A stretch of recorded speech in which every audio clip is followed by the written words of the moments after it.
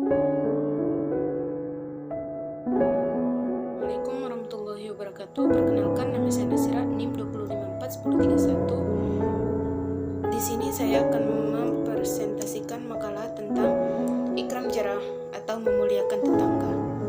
Langsung saja masuk kepada materi. 1. Menghargai tamu atau memuliakan tamu. Maksud memuliakan tamu dalam hadis mencakup perorangan maupun kelompok. Tentu saja hal ini dilakukan berdasarkan kemampuan, bukan karena riya. Dalam syariat Islam, batas memuliakan tamu ada 3 malam, sedangkan selebihnya merupakan sedekah. Dalam batas kewajiban tersebut, tuan rumah wajib memberikan pelayanan berupa makanan sesuai dengan kemampuannya tanpa ada unsur memaksakan diri. Pelayanan tamu termasuk kategori nafkah wajib dan tidak wajib, kecuali bagi orang yang mempunyai kelebihan nafkah keluarga. Selain itu, kategori memuliakan tamu ialah memberikan sambutan yang hangat dan senantiasa menampakkan kerelaan atas rasa senang pelayanan yang diberikannya. Sikap yang ramah terhadap tamu jauh lebih berkesan di hati mereka pada dijamu dengan makanan dan minuman yang mahal-mahal tetapi disertai dengan muka masam. Memuliakan tamu di samping merupakan kewajiban juga mengandung aspek kemuliaan akhlak.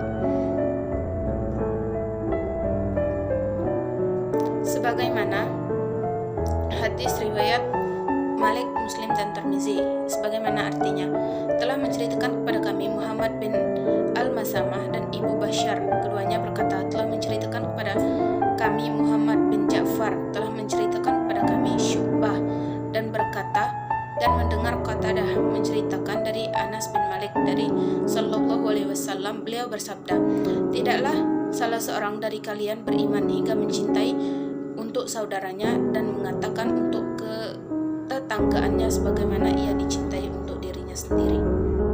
Adab bertetangga. Istilah tetangga mempunyai pengertian yang luas, mencakup tetangga yang dekat maupun jauh. Tetangga merupakan orang yang terdekat, pada umumnya orang pertama yang mengetahui jika kita ditimpa musibah, yang paling dekat dimintai pertolongan dikala kesulitan. Oleh karena itu, hubungan dengan tetangga harus senantiasa diperbaiki. Saling kunjung-mengunjungi antara tetangga merupakan perbuatan terpuji, karena hal itu melahirkan kasih sayang antara satu dengan yang lainnya.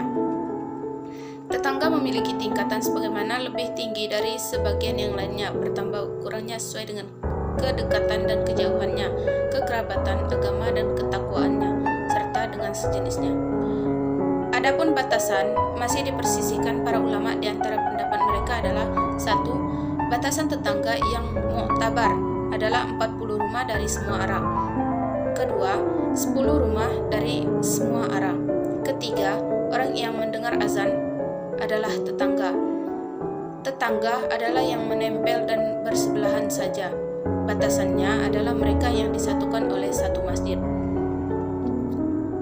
Berbuat baik pada tetangga dapat dilakukan dengan berbagai cara, misalnya dengan memberikan pertolongan, memberikan pinjaman jika ia membutuhkan, menengok jika ia sakit, melayat jika ada yang meninggal, dan lain-lain. Selain itu, sebagai tetangga, kita juga harus senantiasa melindungi mereka dari gangguan dan bahaya, memberikan rasa tenang. Menurut Syekh Muhammad bin Sahih Al-Utsaimin rahimakumullah, memuliakan tetangga dalam hadis yang telah disebutkan di atas bersifat mutlak, mencakup segala bentuk pemuliaan. Maka perlu dikembalikan kepada adat kebiasaan yang berlaku di masyarakat. Terkadang permuliaan terwujud dengan cara mengunjungi tetangga, mengucapkan salam dan bertamu pada mereka. Bisa jadi dengan yang memberinya hadiah-hadiah. 3. Berkata baik atau diam.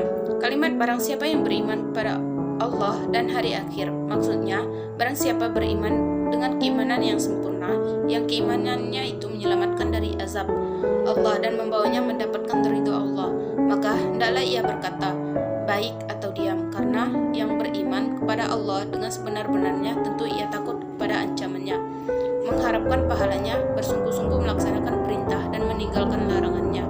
Yang terpenting dari itu semua, mengendalikan gerak-gerik seluruh anggota badannya, karena kelak ia akan dimintai tanggung jawab atas perbuatan semua anggota badannya.